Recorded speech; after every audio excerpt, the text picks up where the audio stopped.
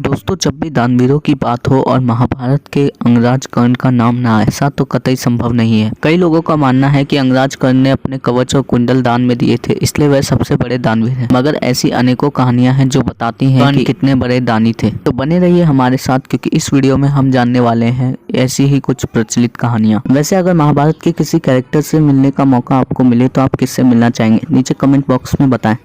दोस्तों, मेरा नाम है सूरज और स्वागत है आप सभी का फैक्ट कैप्टन पर।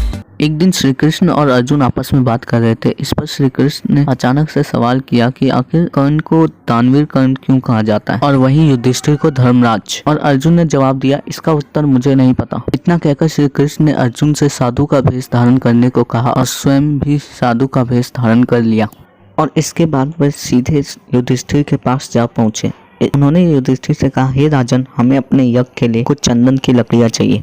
यदि हो सके तो क्या आप उसका इंतजाम कर सकते हैं। इस पर युधिष्ठिर ने कहा, अवश्य, परंतु अभी वर्षा बहुत ही तेज हो रही है, इसलिए आप कुछ पल प्रतीक्षा कीजिए, मैं फिर आपके लिए चंदन की लकड़ियों का इंतजाम करता हूँ। साधु के भेष में श्री कृष्ण ने कहा कि यज्ञ के लिए हम और प्रतीक्षा नहीं कर सकते, इसलिए अभी हम यहाँ से प्रस्थान कर रहे हैं। यह सुन युधिष्ठिर ने कहा, जैसी आपकी इच्छा प्रभु, लेकिन जैसे ही ये वर्षा बंद होती है मैं अपने कुछ सेवकों के साथ आपके यज्ञ के लिए सूखी चंदन की लकड़ियां भिजवा दूंगा। इसके बाद अर्जुन और श्री कृष्ण कर्ण के महल जा पहुंचे। वहां उन्होंने कर्ण से कहा कि हमें यज्ञ के लिए कुछ सूखी चंदन की लकड़ियां चाहिए, परंतु वर्षा अधिक होने के कारण ऐसा हो पाना संभव नहीं है। यदि आप हमारे लिए कुछ सूखी चंदन की लकड़ियों का इंतजाम कर देंगे तो ये अति उत्तम होगा। इसके बाद कर्ण सोच में पड़ गए और उन्होंने थोड़ी देर बाद कहा कि ठीक है, मैं आपके लिए चंदन की लकड़ियों का इंतजाम करता हूँ। इतना कहकर वह अपने महल से निकल गए और ढेर सारी चंदन की लकड़ियों के साथ थोड़ी देर बाद वापस आए।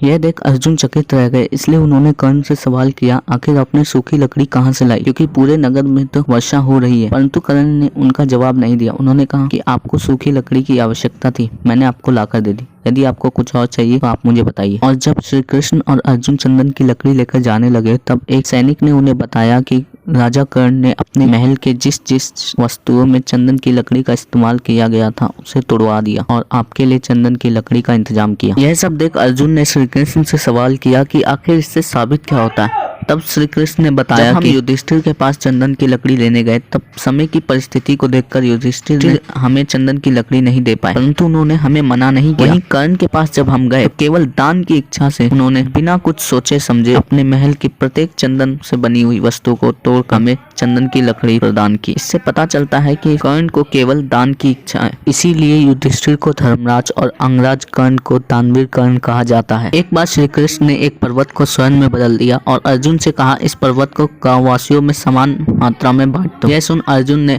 सभी गांववासियों को अपने हाथों से स्वर्ण पर्वत को बांट दिया। यही बात जब कर्ण से कही गई तो उन्होंने गांववासियों को स्वतंत्र कर दिया और कहा, इसकी जितनी इच्छा हो वह यहाँ से स्वर्ण ले जा सकता है। इस पर श्री कृष्ण ने अर्जुन से कहा कि तुमने गांव वालों को समान मात्रा में स्वर्ण तो बांट दिया, मगर उनकी जरूरत का ध्यान नहीं रखा। वहीं कर्ण ने उनको उनकी जरूरत के हिसाब से स्वर्ण ले जाने के लिए स्वतंत्र कर दिया। यह कर्ण की दानवीरता नहीं तो और क्या है। दोस्तों, वीडियो को लाइक करें, कमेंट करें और अपने दोस्तों के साथ शेयर करना ना भूलें। अभी आपको आपके स्क्रीन पर मेरे चैनल का एक लोगो दिखाई दे रहा होगा, आप उसे क्लिक करके मेरे चैनल को सब्सक्राइब कर सकते हैं और बेल आइकन को दबाना ना भूलिएगा। ऐसी ढेर सारी वीडियो अभी आपकी स्क्रीन पर दिखाई दे रही होंगी, आप उन्हें क्लिक करके उन्हें भी देख सकते हैं। Thanks for watching.